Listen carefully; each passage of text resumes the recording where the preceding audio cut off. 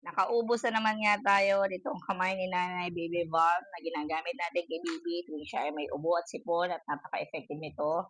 Alam nyo ba na na-try namin si Bryden na ospital dahil sa pneumonia, kaya naman inagapan na namin ngayon at naghanap na kami ng product na talagang magagamit namin para hindi na kami makabalik sa ospital ulit.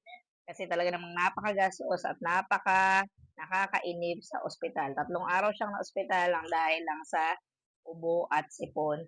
At sabi ng doktor ay pneumonia na nga daw ito, mild pneumonia. Kaya naman ito, hindi na kami nagpawala ng ganitong product. Hinanap ko na talaga sa TikTok kung ganitong product. Kaya naman kung ikaw ay nanay na ayaw mo ng magastos na pagpapa-ospital sa anak mo nang dahil lang sa sipon at ubo, ay ganitong mga product na ang ilagay mo dyan sa bahay mo. Must have talaga to. So may kasama na nga rin itong ganitong baby calming massage oil na ginagamit ko sa kanya kapag siya ay hindi makatulog. Kaya dito, pag impahid ko to sa likodan niya, sa dibdib niya, ay talaga namang napapahimbing ang tulog ni Bryden.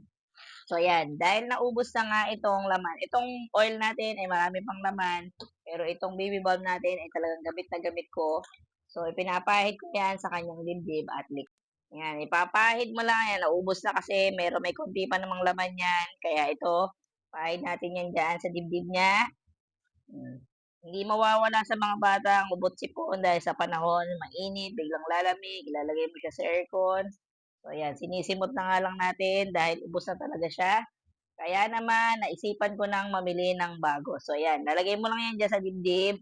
Pwede mo rin niyang ilagay dito. Dahil hindi naman po siya masangsang at hindi naman siya sobrang mentol. Ibig sabihin, kaya ng bata kapag impahid mo to sa balat niya, ay kakaya. Huwag mo kainin yung bunso. Ayan. So, nakita nyo, kinukuting-ting niya pa yan. Kayang-kaya ng bata yung pinakaanghang na meron to dahil hindi naman siya talaga maanghang katulad ng mga nabibiling menthol balm sa butika or sa merkado. Ito ring massage oil na to ay nagagamit namin kapag siya ay nagpapahilot, no, ng kanyang pilay. So, ito na yung dinadala namin. Hindi na kami namimili ng baby oil. Ito na rin ang ginagamit sa kanya. Kaya naman ito, pakita na natin yung bago nating bili. Buksan na natin. Mas malaki na yung binili natin ngayon. Ayan. May kasama pa siyang ganito. Ano to? Dikit guard. So, ito ay para saan? Para sa lamok. So, yan. May kasama siyang ganito. At ito na rin. Mas malaki na rin yung binili nating oil. Ayan. Mas malaki na siya.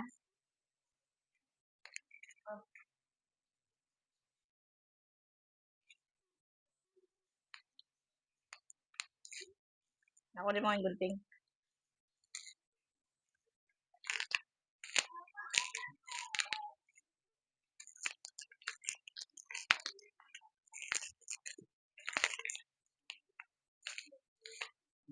Yan, mas malaki. Ito yung dati, ito yung ngayon na nabili natin. Mas marami na ang laman, mas marami na tayong magagamit ngayon.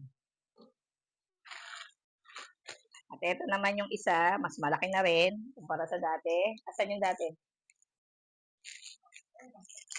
Yung dating yan to. Ayan. Ito ay 50 grams. At ito ay 25 grams. Tingnan nyo, mas marami na tong laman at mas marami na tayong maipapahid kay Bunso dahil dito.